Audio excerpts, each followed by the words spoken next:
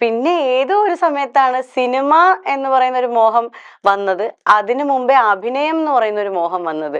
അത് ഞാൻ ഡിഗ്രിക്ക് പഠിക്കുന്ന സമയത്താണ്. ഈ സീരിയൽ ചെയ്യുമ്പോൾ പോലും ശരിക്കും പറഞ്ഞാൽ എനിക്ക് അങ്ങനെ ഒരു നടിയാവണം അല്ലെങ്കിൽ അങ്ങനെ അങ്ങനൊന്നും ഇല്ല.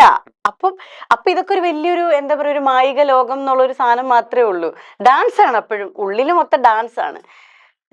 പക്ഷെ ഇത് കഴിഞ്ഞതിന് ശേഷം ഞാൻ കോളേജിൽ പഠിക്കുന്ന സമയത്ത് നാടകത്തിലേക്ക് ഇറങ്ങുമ്പോഴാണ് ശരിക്കും എനിക്ക് അഭിനയിക്കാൻ പറ്റും എന്നൊരു കോൺഫിഡൻസ് വരുന്നതും.